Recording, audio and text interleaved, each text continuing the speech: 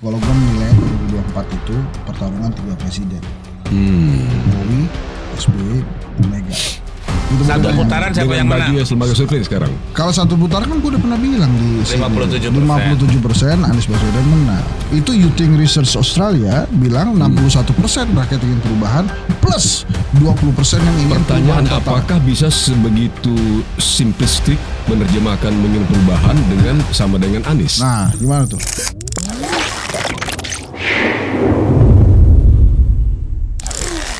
Bahasanya Iya. nih, kan yang dimasak sama dia cuma apa? Cuma angkringan doang. Selebihnya ambil aja dari orang yang dia percaya makanannya enak. Oh, itu benar. Oh, enggak, ini masak sendiri, kita punya dapur sendiri dong. Bukan untuk lu tiga Tiga menu jenis sehari. 3 menu berbeda ya.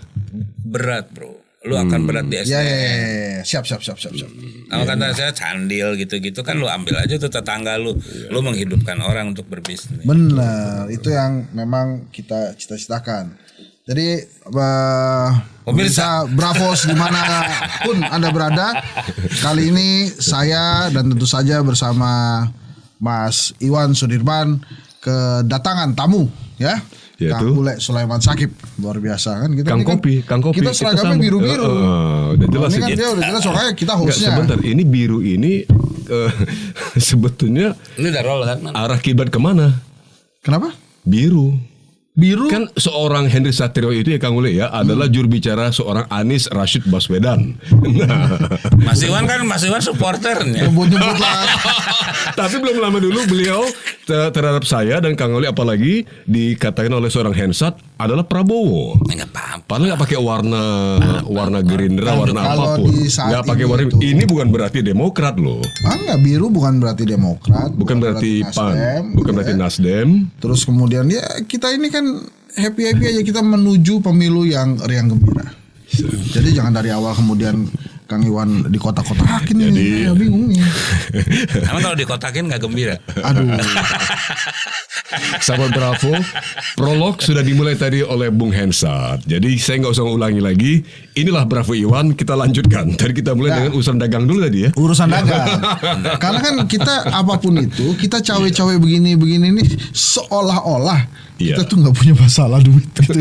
Padahal kan kita omongin juga tuh masalah. Ya, tapi itu pemasukan. pertanyaan gue tuh ke calon presiden ya. Iya. Ke para calon presiden dan para pendukungnya, termasuk lu bro. Ya lu kan juga. Gue enggak, Ya. belum setidaknya. Wah, Beatles. Jadi pemirsa dia kalau kesini kita lihat Beatles ini sebelum dia kepanjangan ngomong. Apaan? Ke pertanyaan gue nih dan para calon presiden itu pasti nggak bisa jawab. Apa? Kalau lu jadi presiden, kira-kira tabungan gue. Ini juga pertanyaannya sama sama gue. Tadi kan sama kan? Pertanyaannya sama. Jadi temanya tetap di sekitar itu kan? Kemarin kan gini, kemarin kan ada rame-rame yang calon presiden masuk ke tayangan azan. Nah, Saya Ganjar kan? Ganjar ya. Boleh sebut nama ya, boleh. boleh dong. kalau Karena saya- udah menjadi pengetahuan publik. Kalau saya mengurangi mention, tergantung kontrak kan. Jadi itu saya bilang kita nggak apa-apa Ganjar masuk tayangan azan. Saya kasih tips semua rakyat Indonesia kalau pilih presiden itu bukan tentang siapa yang masuk tayangan azan atau tidak, tapi siapa yang bisa bikin tabungan kita nambah. Sebetulnya itu pertanyaan seluruh rakyat Indonesia yang tersimpan bahwa kalau lu jadi presiden itu bukan pertanyaan pribadi sebetulnya. Seluruh rakyat Indonesia pada akhirnya akan bertanya kalau lu jadi presiden kesejahteraan gua kayak apa? Dan itu harus dijawab dengan konsep. Jadi kalau nanya kayak saya sepakat. iya konsep dong. Nah, sekarang kita Si tanya. calon presiden misalkan nih, calon presiden ngomong gini. Gimana orang mau tabungan mau nambah masa dijawabnya pakai konsep? Gini, gua kasih tahu ya. Gimana sih jubir Anies kayak begini nih, ngotot duluan nih. Jubir yang ini begini nih, ngotot duluan. Cara nguji isi kepala orang dengan cara nyerang. Kebanyakan di forkot dulu. Kalau ada calon presiden yang ngejelasin, kalau gua jadi presiden, Bentar, ini mesti diklarifikasi. Emang skripnya begitu, saya mesti ngotot nih pemirsa. kenapa? Skripnya emang begitu kan, mesti Tadi ngotot. emang menurut jadi skrip. ini seolah-olah kan bener apa yang lo omongin, jadi harus gue klarifikasi ini skripnya begitu. Emang harus menurut ngotot. lu skrip Nggak, tadi terusin. lu ngebuka opening tadi emang lu skrip lu enggak juga suka-suka. Ini suka-suka juga. jadi begini Bravo sih pakai Nah, skrip. sekarang jawab pertanyaan Kang Uli, Bung Hensat. Apakah Belum ada, Bro. Belum ada. Salah Anies punya capres. konsep itu? Semua capres ketika bukan capres. Ya, jangan ngomongin Anies dong. Iya, semua capres. Semua capres. Kalau menurut saya per hari ini belum ada capres yang bicara tentang apakah tabungan kita bakal nambah atau tidak. Even presiden yang sekarang juga belum. Iya, itu dia yang kemudian di tengah jalan selalu ribut. Di seluruh tengah jalan itu rakyat pendukung apa jadi ribut gitu. Tidak ada satupun presiden yang menjelaskan secara detail konsepnya. Coba kalau ada presiden ngomong, kalau gue jadi presiden, SMA nanti 2 tahun, kuliah cuma 3 tahun, tidak ada tidak naik, tapi yang ada lulus atau drop out. Maka seluruh orang tua akan mengatakan tabungan pendidikan gue akan menghemat sekian. Karena Nanti kalau gue jadi presiden, inflasi tidak akan lebih dari angka 4%. Seluruh ibu-ibu akan menghitung tuh. Kalau 4% akibatnya apa akibatnya? Kan udah bilang mau meroket waktu itu. Kalau lu ngeroket, Jokowi waktu itu saya getuk nadinya naik, ngeroket segala macam. Iya, oke. Pertanyaannya, oke, pertumbuhan lu naik, pertanyaannya inflasi lu naik nggak? Buat ekonom tuh berbanding lurus tuh pertumbuhan dan inflasi. Ya kan, gue sudah membuktikan bahwa pembukaan gue tadi benar. Narsumnya yang ini. Lo angka demokrasi kan urusannya apa sih? Salah satunya angka korupsi, salah satunya konflik sosial kayak Rempang yang juga promotornya Pak Henry. perlu diklarifikasi nggak? Ini perlu diklarifikasi, ini keluar skrip lagi. Oke, harus jelasin. Gua narik investasi apa? Apakah hanya akan dari Cina? Apakah dari melulu karena duit? Pantes ya. Yang ngundang Bravos narasumbernya Kang Ule itu cuma Bravos doang. Keluar skrip terus. Di pinggir jurang terus. Nah itu kita main di pinggir jurang lebih asik. Gawat. Tapi serius bro. Iya. Itu jelasin tuh supaya konflik dari gua kecil tahun 70-an sampai sekarang tahun 2020 sekian 50 tahun kemudian konflik agama masih terjadi.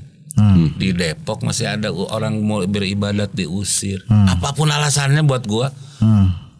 Buat gila 50 tahun kemudian persoalan ini masih ada. Yang sama ya.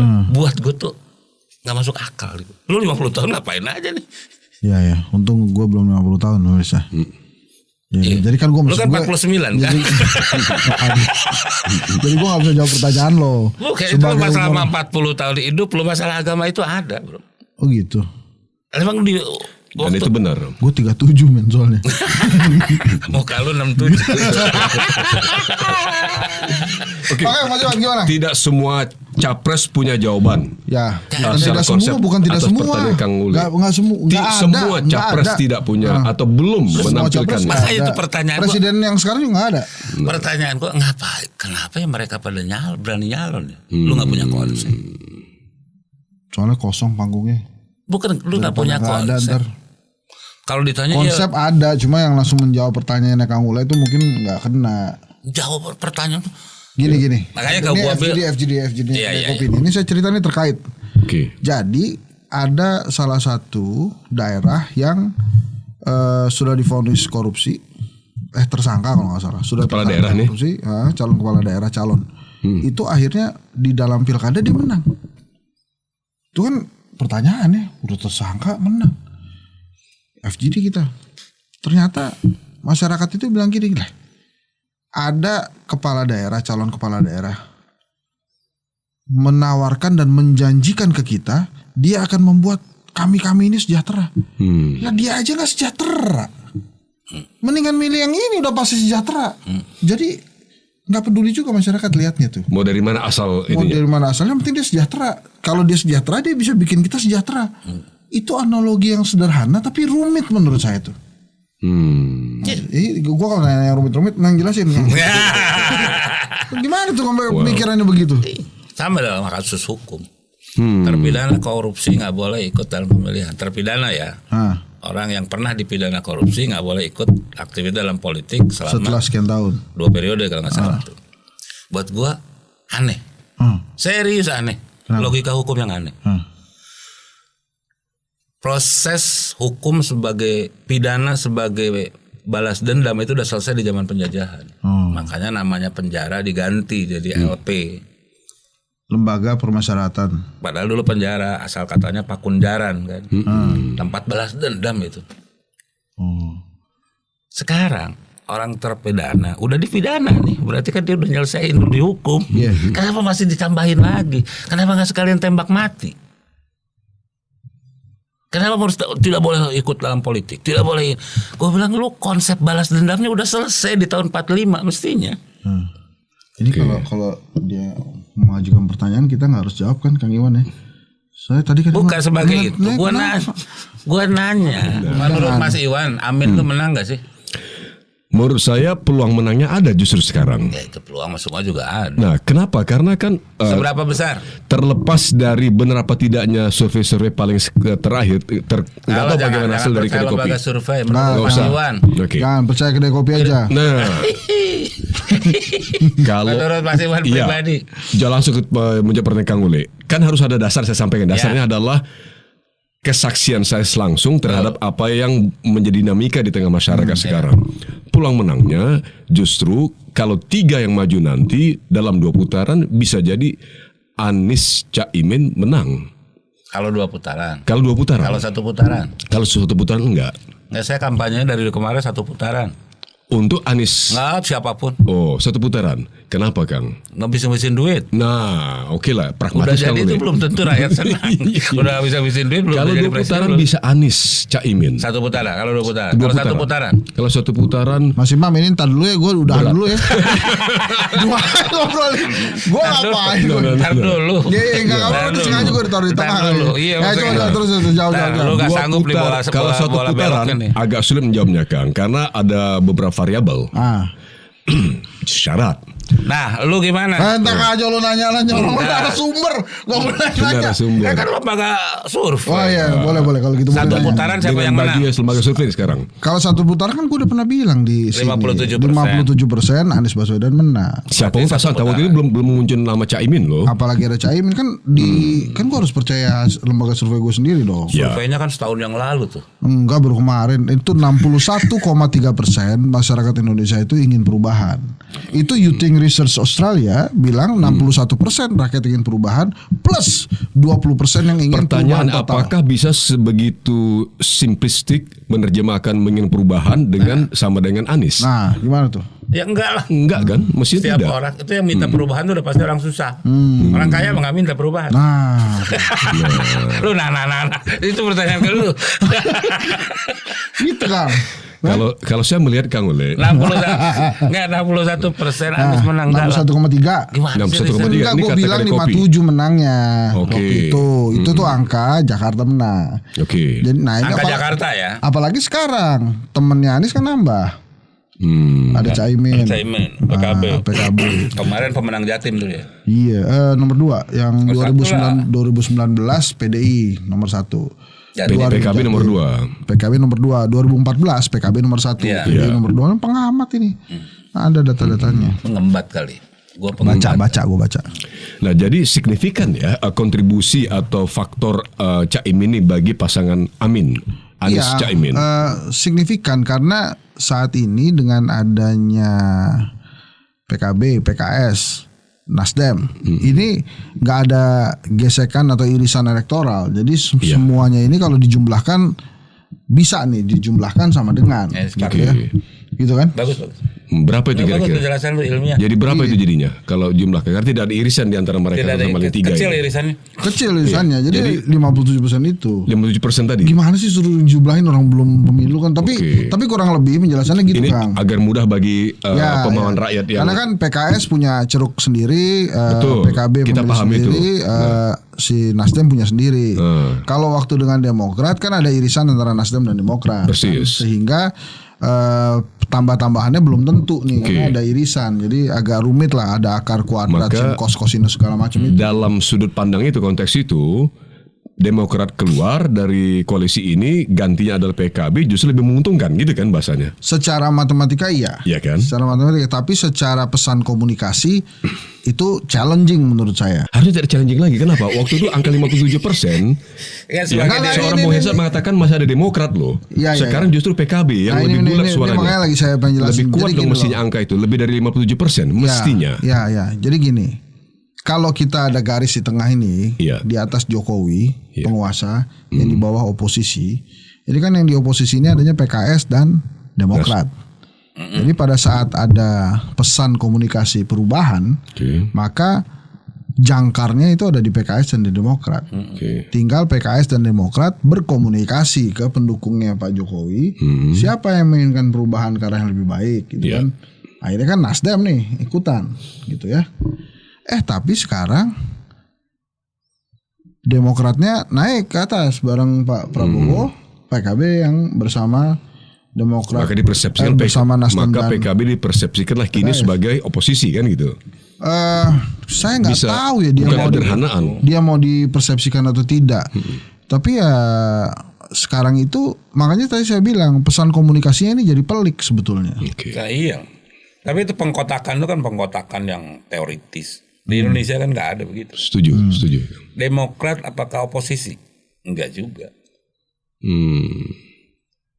Kayak sekarang apakah Anies Baswedan Amin ini pasangan Amin ini oposisi? Enggak juga. Ketika akhir Demokrat keluar, bagaimana suasana di dalam itu termasuk batinnya? Apakah saya nggak tahu betul-betul yang ingin lain mempertahankan Demokrat, lalu komunikasi publik itu kita ingin pertahankan, ternyata hanya basa-basi karena sejatinya ingin ya Demokrat keluar aja. Kalau saya pribadi ya Kang, kehilangan teman itu nggak enak gitu ya, walaupun ada penambahan teman. Jadi kan kalau bisa temannya nambah udah gitu aja. Seperti kata Pak SBY kan, satu musuh terlalu banyak, 1000 teman kurang. Gitu. Nah itulah yang saya rasakan waktu itu. Alhamdulillah ada teman PKB nambah masuk kan senang kita. Tapi kan hanya beberapa saat kemudian teman-teman yang Demokrat keluar gitu. Tapi kan sekarang rasa kehilangannya itu masih ada nggak? Kehilangan teman tadi yang dimaksud Demokrat itu tadi. Yang gue rasain sebagai orang yang menginginkan perubahan yang lebih baik ya, itu ada seperti itu rasanya. Jadi ada yang keluar, ada yang nambah. Tapi secara hitung-hitungan sebagai pengamat politik, lebih bagus Demokrat keluar. Bukan begitu bahasanya. Bahasanya adalah dengan PKB masuk lebih jelas, lebih kuat. Gitu ya.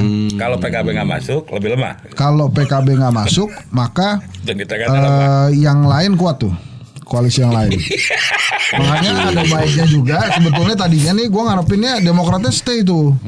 Tapi kan Pak SBY sudah bicara bahwa akan bersama Pak Prabowo kan.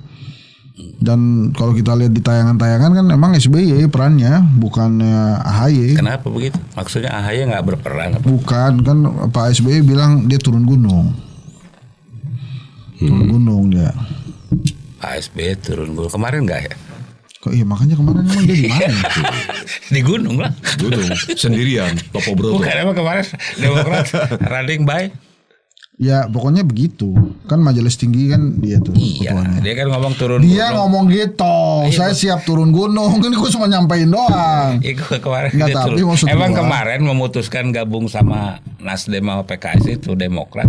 Itu murni keiringan di luar maksudnya yang mutusin AHY. Nah kan setahu gua itu Demokrat itu keputusan tertinggi itu ada di majelis tinggi. Yang ketuanya Pak SBY. Turun gunung. Katanya, nah, terus dia kemarin bilang dia turun gunung. Dia bilang kemarin enggak ya waktu mutusin. Enggak lah AHY terus yang muncul tuh. Yang didorong AHY terus. AHY muncul. Nah makanya lu ngelihat Demokrat kayak apa sih? Bagus. Bagusnya gimana? Biru apa gimana? Bagus lah. Ini jawaban sebagai pengamat ini. Sebagai gini, kelebihan Demokrat sekarang itu jadi kan gini ya. Gerakan perubahan ini. Ini kayak Anies lu muter-muter jawab. Bukan ini. Kalau Anies tuh gini. Gerakan perubahan ini kan datang nih dari rakyat.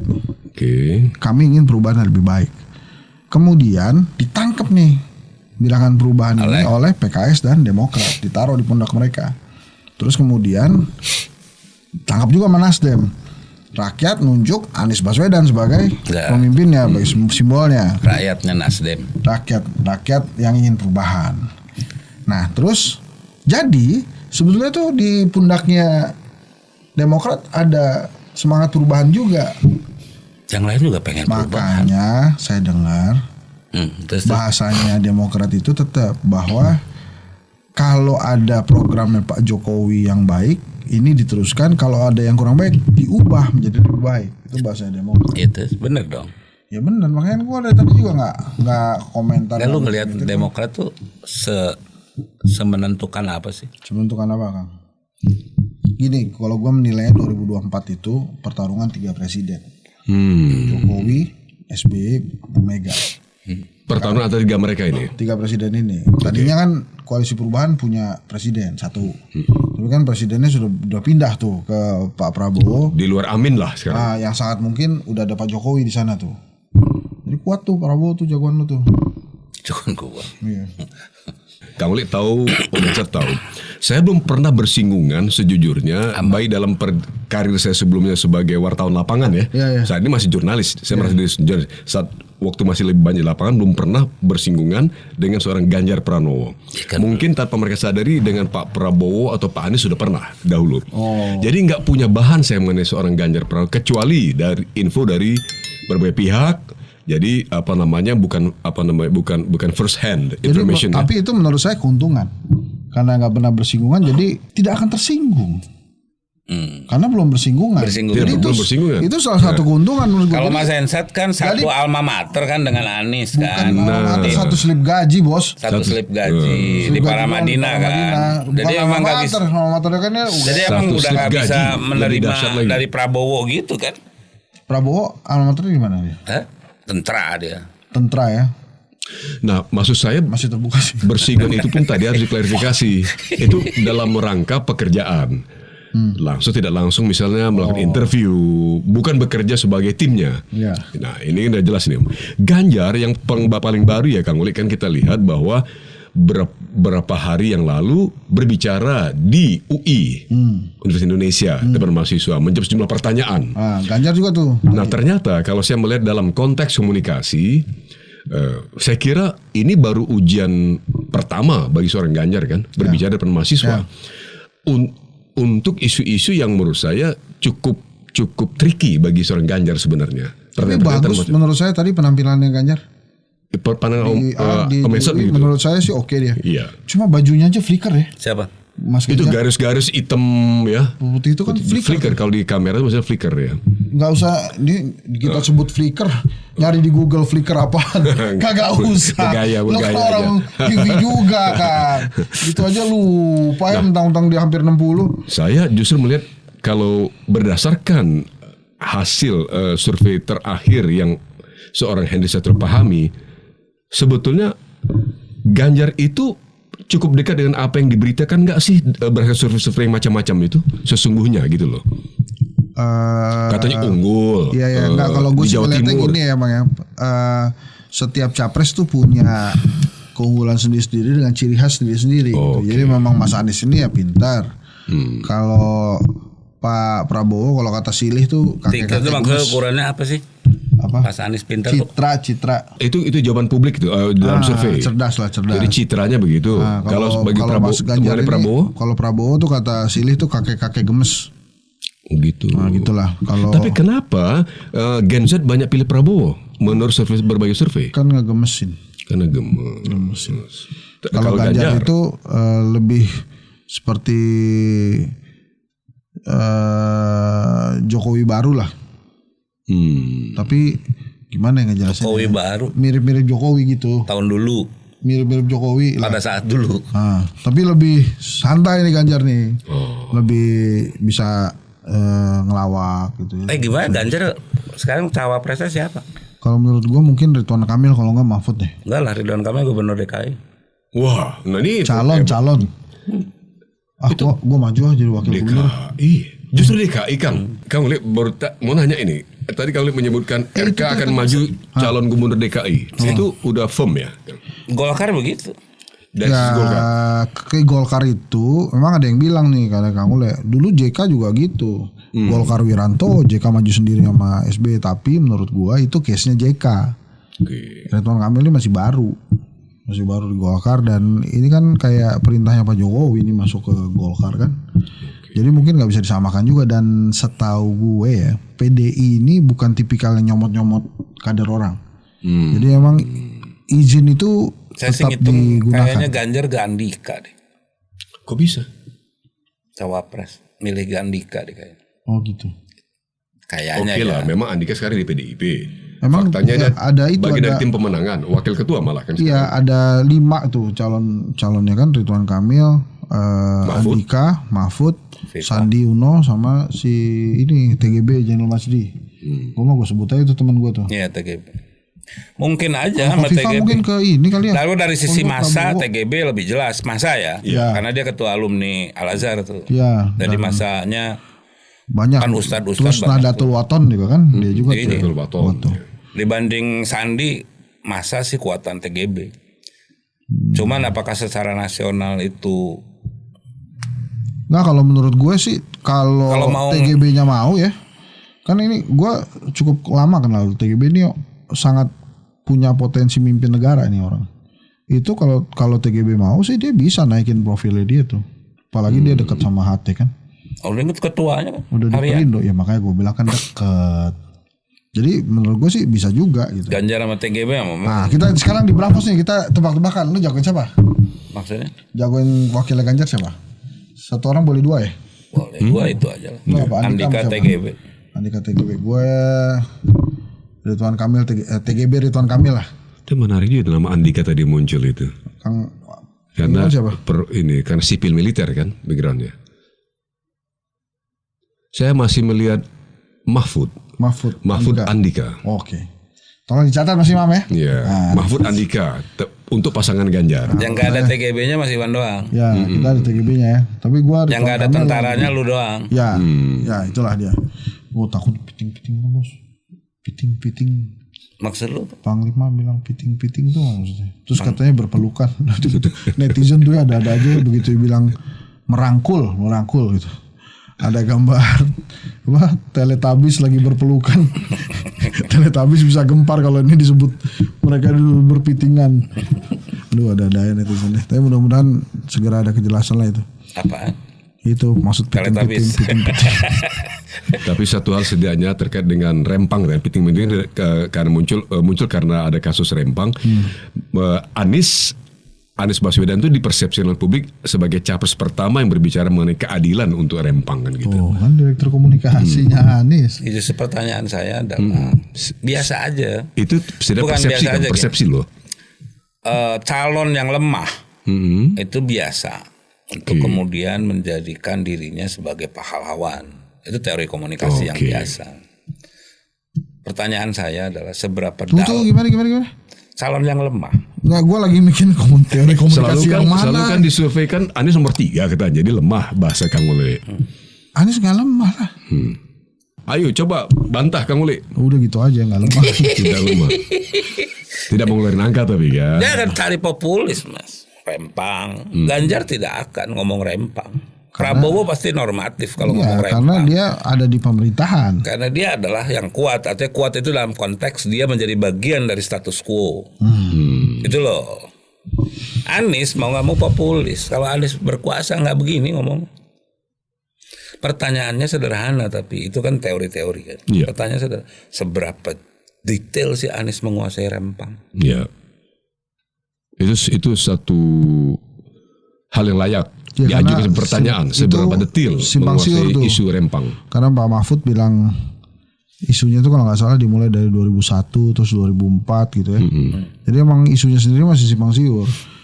Nah memang ini kan kita katanya kebebasan informasi ada di sini ya, tapi menurut gua untuk beberapa case, beberapa isu informasi itu masih hegemoni pemerintah sih. Menurut saya. Jadi nggak terbuka gitu. Akhirnya ya seliweran kesana kesini, akibatnya hoax juga akhirnya di mana-mana. Karena ada yang ngomong itu pulau akan investornya dari Cina, dari Cina itu.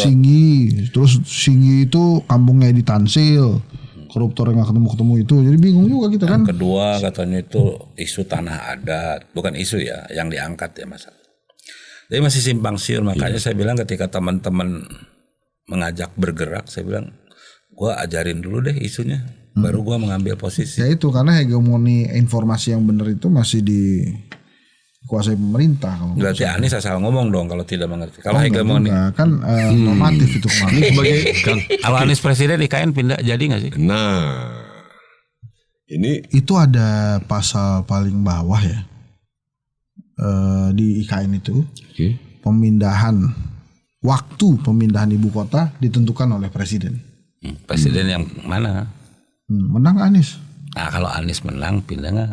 Kalau menurut gue sih akan pindah pada waktunya ya. Pas. Artinya diundurkan. Enggak, belum tentu Anies yang mindahin gitu maksud gue. Bisa jadi nanti 20 tahun lagi gitu ya. Iya kan emang nggak bisa cepet ya. Masa? Syaratnya ibu kota itu kan ada air ya. Ada sungai gitu maksudnya sebagai. Kan sekarang lagi air dibangun. Di mana? Di sana. Oh iya? Bendungan. Nggak tahu gue. Itu gue dengar aja. Nah, maksud gue itu kan pasti ada alasan lah kenapa di situ sepi nggak ada orang kan. Iya dong. Kalau alasan ya gue sih alasannya simpel lah. Kenapa sepi? Ya belum ada pengusaha. Di kita tuh kan ersat kapitalisme gitu ya. Di mana ada penguasa, disitulah ada. Di mana kekuasaan makin besar kekuasaan, maka disitulah ekonomi bergerak. Oke. Nah itu SBY turun gunung tuh akibatnya ke Anies gimana? Akibatnya ke Anies ya sekarang Lebih baik apa lebih buruk? gak sih kalau menurut gue ya. Ini sebagai pengamat ya. Keinginan Demokrat ya ngalahin Anies lah. Enggak. SBY turun gunung. Sama aja. Aja. Enggak turun gunung, enggak turun. Walau gua sih dari dulu juga SBY mah Dia kan turun gunung. penguasa. Emang iya makanya tadi gue bilang Tidak ini ada kan yang pertarungan 3 presiden kan. enggak, itu kalimat itu kan bernuansa politis. Karena Anies tidak berdekatan dengan kekuasaan, maka lu nyebutnya 3 presiden. Enggak, SBY turun gunung tuh memaknainya gimana sebagai doktor Dia akan komunikasi. akan berjuang langsung mengimplementasikan semua kekuatan yang dia miliki, semua jaringan yang dia miliki Dia untuk akan- memenangkan Prabowo. Dia akan jadi ketua tim ses maksudnya. Enggak juga Gue ya. nggak tahu kalau ketua tim ses menurut gue kecilan. Kan Sebentar, apakah mungkin dari pengalaman ketika Demokrat masih di koalisi Pak Anies bahwa Pak SBY dalam hal ini punya resources yang luar biasa? Ya bicara yang akan dia kerahkan semua genap kemampuan, kan resources itu kan penting. Gini. Saya nggak tahu ya itu gimana ya. Tapi sebagai orang yang pernah jadi presiden pasti punya resources lebih gede daripada kita lah. Aku. Oke, kita terima itu. Ya benar. Ya. Dan dia sukses menahan Muldoko kan. Betul. Suka atau tidak. Ya. Sama-sama tentara, sama-sama jenderal. Habis itu Muldokonya tayamum. Oh begitu. Gue ada ceritanya tayamum. Ada dia yang viral dia tayamum di kereta yang sampai jeans yang mahal itu diusap-usap. Kok tahu jeans mahal? Berarti lu terbiasa pakai jeans Enggak mahal. kan kalau Pak Muldoko kan barangnya mahal-mahal. Orang dulu aja palsu kata jam tangan. Iya terus dibanting sama dia. Habis itu nangis kali. Tuh hebat tuh jenderal satu itu. Jadi berarti resources seorang SBY itu jelas. Firm bahwa ada dan besar kan gitu kan. Oh iya. Saya Sehingga betul berarti menguntungkan Prabowo dong. Jelas sekarang dia bergabung dengan Prabowo. Tuh. Padahal resource Prabowo sendiri dan koalisinya yang sudah ada sebelum Demokrat masuk sudah cukup besar kan. Iya. Ini gua rasa sebentar lagi Pak Prabowo kan ketemu Pak Jokowi. Ngapain? Dia ditanyain tuh, itu maksudnya gimana sih SBY? Orang Jokowi udah nanya ke Prabowo soal food estate. Mas iya. Terus ada yang ditampar ya. Siapa? Katanya tuh. Siapa? Itu dia ada yang Siapa? Nggak tahu. Siapa? Ditampar siapa? Nggak tahu. Rumpi amat sih. Nah terus Tapi gini, andai kita memang perlu Mas Iwan ya. Andai kata Jadi kita kalau- serius sih. Anies menang, Ah. apa nanti ceritanya food estate di Kalimantan itu? Kalau menurut gue sih dibalikin jadi hutan aja. Oh gitu. Food estate itu. Jadi kalau menurut gue kan itu sudah jadi hutan dari dulu ya. Jadilah hutan gitu. Kalau kemudian dijadiin food estate gagal tuh harusnya yang ditugaskan menjadikan food estate itu minta maaf tuh. Bukan ke saya aja tapi ke alam-alam situ tuh, ke orang-orang yang ada pohon-pohon kan jadi itu sayang banget ya food estate ya. Apanya? Lahannya.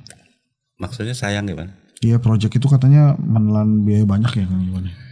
Saya nggak punya informasi. Iya, saya juga jujur. Kalau gue sih simple food estate itu yang gue tahu itu matra yang lintas departemen. Butuh dasar hukum dari KLH karena berkaitan dengan hutan tadi itu butuh pasok support sistem dari pertanian. Jadi kalau kayak isu gosip ya gibah nih. Gibah yang beredar bahwa Prabowo sampai menempeleng wamen pertanian segala macam. Tanya mungkin aja. Bener nggak tahu, tanya aja kalau Pak Prabowo tanya ke wamen deh yang jadi digosipkan korban. Ya mestinya laporan ya, lapor ke polisi kalau merasa itu. Nggak mungkin lah. Nggak mungkin ya. Orang rapat kabinet katanya kejadiannya ada presiden. Hah? Menurut gosip yang lu kan gua dikirimin lu linknya. Siapa? Lu yang nyebar-nyebarin linknya. Enak aja. Ini klarifikasi. Gue gak pernah gue nyebar-nyebarin gitu link gue. Ini katanya Gue ada kan nih. Selalu aturan gue tuh meminimkan mention. Bro, kalau itu gua nanya ya. Gua tergelitik dengan tadi. Demokrat oke masuk Gerindra lah ya, mendukung Prabowo. Berarti irisan di situ nasionalis semua tuh. Nah, Golkar, Demokrat, Gerindra, Iya gede kan tuh irisannya. PSI, PSI, Gelora. Irisan Nasionalis, Gelora. Hah? Gelora agak beda. Beda karena dia sempalan PKS kan. Ya, dia ada nuansa Islamnya lah ya. Dia tuh kecil banget tuh. Kecil. Dia nggak ngaruh. Yang paling yang nuansa kanannya ya, bukan kanan ya. Islamnya adalah itu tuh PBB. PBB, Gelora. Partainya Pak Yusril Tapi Iza dia Mahendra. emang irisannya rebutan sendiri tuh di situ tuh. PAN juga kan ini Oke. malah Jadi makin nggak bisa. yang tengah itu termasuk PAN dong bisa kan? Kalau jadi Pan banyak tuh ya, itu Pan Muhammadiyah lah di situ. irisannya. Tapi kan rebutan sama umat. Grassrootsnya ke Umat. Anies kan. Grassroots siapa? Itu ke umat juga yang Pan. yang pecinta Pak Amin kan PAN. Betul. Jadi itu Nah, lumayan enggak. rame tuh. Jadi sebetulnya masuknya Demokrat ke koalisi Pak Prabowo itu mungkin bisa memperkuat Pak Prabowo, tapi justru untuk elektabilitas partai politik yang di dalam koalisi itu tuh mengkhawatirkan tuh. Bagi kepentingan partai masing-masing di Iya. koalisi mereka itu. Nah ini ramenya nih pasti akan dorong-dorongan wapres tuh. Jadi kayak Erlangga kan ngerasa ada. Wapresnya enggak itu Erik. Iya kan misalnya Erlangga nih tahu ada irisan-irisan begini kan nggak menguntungkan kalau dia nggak jadi wapres, pindah dia ke PDI Perjuangan kali. Kosong masih di sana, nggak ada irisannya di PDI Perjuangan. Ya kalau Golkar ke situ ya irisan juga sama Demokrat, sama-sama nasionalis. Ya, enggak kan Demokratnya ada di Prabowo. Dengan PDIP, sama-sama nasionalis. Tapi nggak terlalu sama kan. Cuman secara ideologis itu secara sejarah ya histori beda. bertentangan, jadi rada nggak mungkin dari dulu. Ya makanya tapi kan ya PDI Perjuangan dan P3 juga kan bertentangan. Maksud saya suara PDIP sama elektoralnya P3 sejarah dia tuh sama-sama oposisi loh, oposisi Golkar. di Jogja masih sering ribut. Iya, bukan secara dalam konteks histori. Ya sama-sama Oposisi. Ya punya kebersamaan mereka sebagai oposisi pada masa Golkar dulu Jadi sebagai ini penguasa tunggal. Demokrat hadir tuh nggak mudah diselesaikan untuk para partai yang ada di dalam situ. Jadi Maksudnya gimana? koalisi mereka bagi elektoral partai itu bermasalah nanti Iya. bagi partai yang ada di sana. Itu akan Karena bersaing di curug-curug yang sama. Iya, mereka akan bersaing gitu. Makanya tadi gue bilang kalau misalnya PAN misalnya atau kemudian malah Pak Jokowi memaksakan Erick Thohir di situ ya. Itu akan repot juga tuh. Kenapa lu ngomong Pak Jokowi memaksakan Erick Thohir? Kan Pak Erick orangnya Pak Jokowi. Pak Jokowi kan bilang mau cawe-cawe kan. Bukan. Kesimpulannya dari mana sih bahwa Erick Thohir Jokowi akan memaksakan Erick Thohir? Misalnya. Kenapa nggak Jokowi memaksakan Muhaimin ke Anies? Apakah itu bukan berarti Jokowi juga memaksakan Muhaimin? Enggak, karena dia nggak percaya Muhaimin kali ya. Oh, sebentar. Saya menanggap, wah, Muhaimin ini canggih loh, men. Kenapa? Maksudnya Jokowi nggak canggih.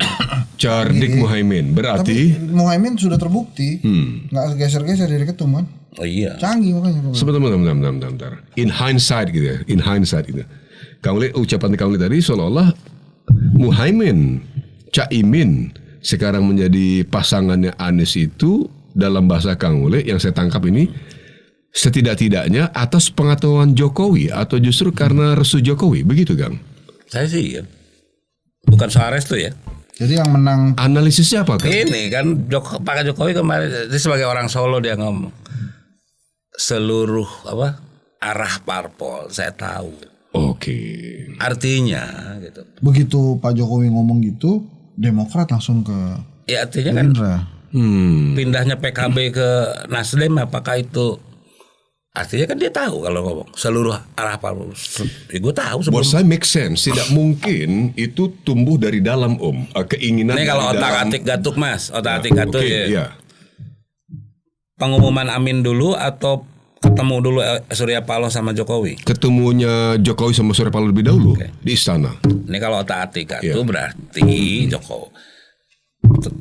Ini ada persetujuan dong. Amin. Kalau itu buat saya make sense, Bung Hensat. Iya, gue Keterangan Nah, kamu kalau barusan. misalkan dulu Anies sama siapa? Anies sama AHY. Agus sama AHY. Iya. Itu kan oposisi. Sebagai penguasa kan saya tegang juga nanti Iya, gue iya, disikat lagi kalau dia jadi. Pertanyaan kemudian Kang, apa kepentingan Jokowi katakanlah taruhlah yang Kang Ule maksud itu benar tadi ya kan? akhirnya kan nih kita bisa lihat ujung-ujungnya Pak Jokowi yang menang nih. Kingmaker sejati dia. Nah, Prabowo kemungkinan dipasangkan oleh Jokowi dengan Prabowo dipasangkan dengan Erick Thohir. Tadi bahasa seorang Hensat kan, gitu kan ya? Setidaknya interpretasi Hensat sejauh ini. Prabowo pasangan siapa? Erick Thohir. Kalau mengatakan bahwa Anies berpasangan atau dipasangkan dengan Caimin itu juga karena dorongan bahasa yang kita tangkap sekarang adalah dari Jokowi. Kali Kingmaker. dugaan dulu. Ganjar ya udah given kan karena partainya PDIP. Siapapun pasang Ganjar. Tadi kita udah masing-masing pasang nama siapa masing-masing 2-2-2 untuk jadi pasangan Ganjar sebagai cawapres. Mungkin yang paling steril dari pengaruh Pak Jokowi itu mungkin Ganjar ya sekarang. Oh gitu ya. Kalau menurut gue ya.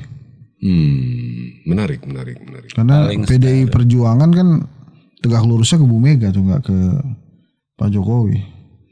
Tapi kalau Nasdem PKB kan pernah bilang juga dia tegak lurusnya ke Pak Jokowi ya. Apalagi Prabowo Golkar, Gerindra Golkar, Iya. PAN. Jadi mungkin saat ini yang paling Les ya, steril, paling kurang pengaruhnya dari Pak Jokowi itu ya Mas Ganjar. Justru Ganjar ya. Dan itu yang membuat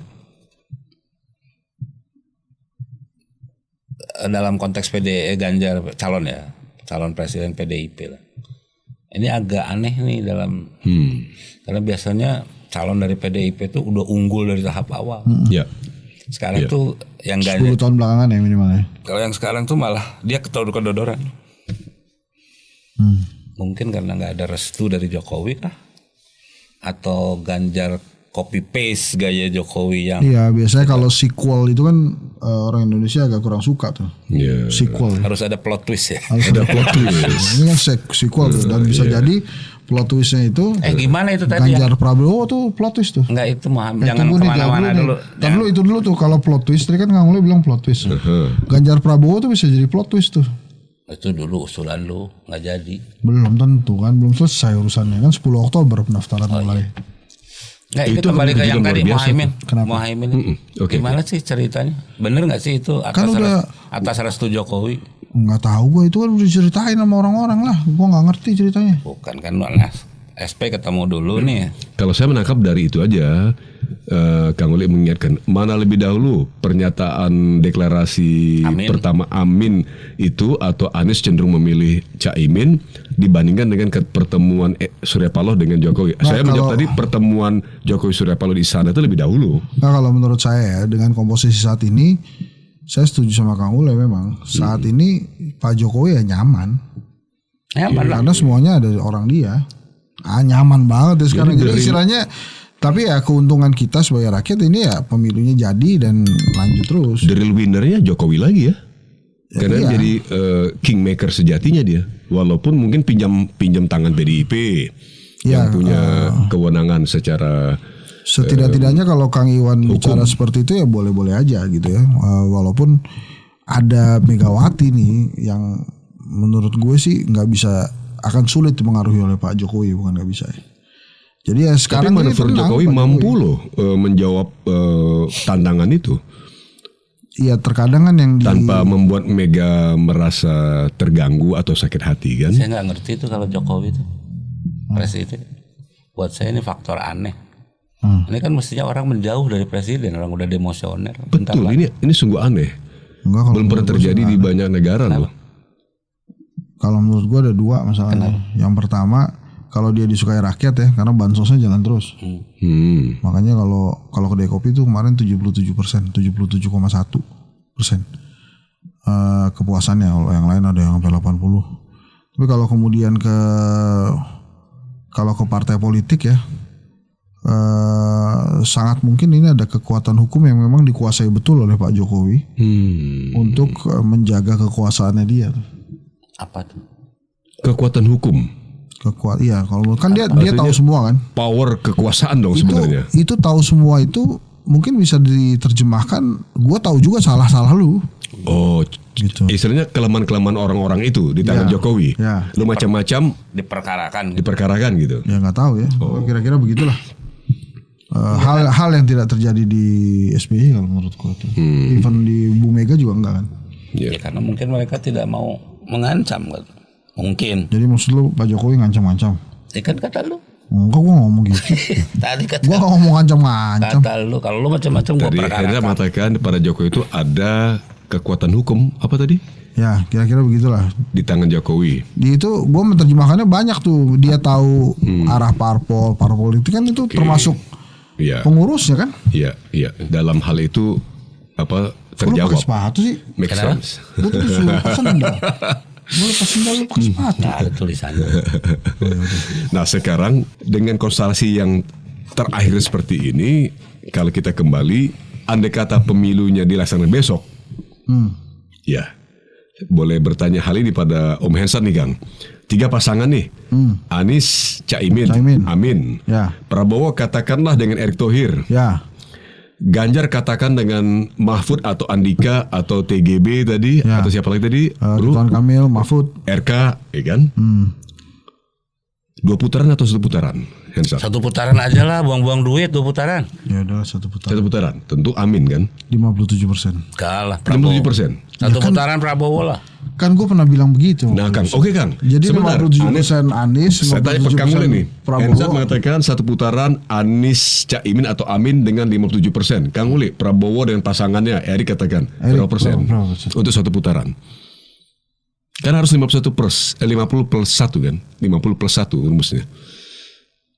Berapa persen Kang? Almost 60 lah. Almost 60. Wah. Ya 57 juga almost. Sampai bego banget tuh reaksinya. Almost 60. Oke, sekarang saya tanya. Prabowo Erick. Kalau Kang Iwan, Ganjar siapa tadi itu? 1 putaran, kalau 1 putaran mustahil Ganjar 1 putaran menang. Oh. Tadi dia mau Anies dari dulu. Dia pro Anies. Oh, dia jadi direktur komunikasinya Ganjar? Enggak, dia ngikut dulu. Kamu kan golput. Siapa? Belum, kemarin golput. Sekarang kayaknya milih saya. Coba belum tahu kemana. Oke. Sekarang kayaknya milih. Pilih gua aja lah. Kenapa? Wakil gubernur. Wagub DKI ya. Menarik. Iya. Wagub DKI. Dari mana masuknya? RK dengan Hensat. Enggak, ada RK di situ. Ada ini, ada. Lu mah lebih cocok ke ini dong, ke Airin. Oh, Airin. Atau ke ini, ke Sahroni. Sahroni kan Nasdem. Airin Hensat atau Sahroni Hensat. Itu semua tergantung nanti siapa presiden yang menang. Masa? Setidaknya kan dari sekarang. Dari sekarang lu ngelobi Sahroni gitu. Mas Iwan dari sebagai orang Priok Sahroni. Iya, lu Sahroni ya? Enggak kenal juga. Enggak kenal. Dekat rumahnya. Tapi kalau ngomong soal kedekatan rumah, secara fisik dengan rumah wapres kita Pak Ma'ruf dekat juga, sama-sama kecamatan Koja. Nggak, makanya gue bilang gini. Kan gue udah pernah ngomong kan deklarasi gue sebagai waktu itu wakil presiden sih. Terus sekarang deklarasi jadi wakil gubernur, gue gak akan kutak-atik gubernur gue dah, terserah aja mau ngapain. Lu Wagub Jabar apa Wagub DKI? Itulah diantaranya. Keren. Kalau nggak Wagub Jabar, Wagub Jakarta. Menurut lo gimana Kang? Kalau Wagub Jabar asik tuh, ada jago gue tuh di Jabar, namanya Kang Haru Suhandaru. PKS tuh canggih tuh. Nggak menang lah kalau Wagub. PKS mah wali kota kali. Ya nggak juga, coba gubernur lah. Ya wali kota juga boleh lah. Makin turun aja. DKI. Oke, jadi dari ini ada wakil menteri, wakil gubernur. Angkringan. Presiden angkringan presiden. Nah, siap lah. Itu ya Kang. Jadi udah seal kan bahwa Anies Rashid Baswedan berpasangan dengan Abdul Muhaimin Iskandar. Udah sah. Udah seal, udah di Ya udah gini ibaratnya udah bikin undangan pernikahan. Ya. Cuma kan tinggal nunggu ijab kabul. setelah terakhir PKS resmi udah sign, menyambut. udah seal, tinggal deliver. Sign, seal, tinggal deliver.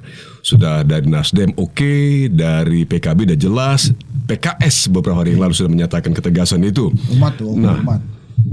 Udah siap bertarung dong sebetulnya. Siapapun lawan-lawannya nanti. Kalau Pasangan dari satu putaran kata Ali cuma 7. Iya, betul. Kalau saya kan Gerindra, Prabowo satu putaran menang. Hampir 60. Yang harus dikampanyekan loh, kalau menurut saya sih sekarang satu putaran, nggak buang-buang duit. Iya. Maka kalau saya melihat dari sisi saya, rasanya berat bagi Ganjar menang satu putaran. Maka peluang menang satu putaran itu hanya ada pada Amin, pasangan Amin dan atau Prabowo Erik. Tegas dong, itu pilihannya masih Iwan, pilih siapa kalau satu putaran Nah, itu. Yang Menarik, penting Bravos ini bagus. Oke. Prabowo menang aman kita kan, ada Kangule. Oke. Ganjar menang aman kita. Ada Mas Iwan. Ada Kang Iwan. Wow. Anies menang juga aman kita. Ada Luar Kang Iwan juga. Sahabat Bravo, dahsyat obrolan kami dengan Apa seorang dahsyat Henry yang gua dituduh? Satrio yang telah memberikan banyak insight pencerahan dan tetap dalam keguyuban. Guyup ya kita ya. Iya, guyup. Tinggal main band aja belum ini.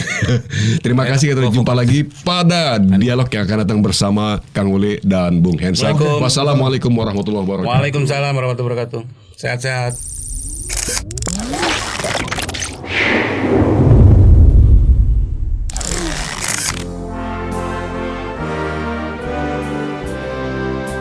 Terima kasih Anda masih terus mendengarkan Bravos Radio dari Batu Ampar 1 nomor 6 Kramat Jati Jakarta Timur. Bravos, your digital radio station.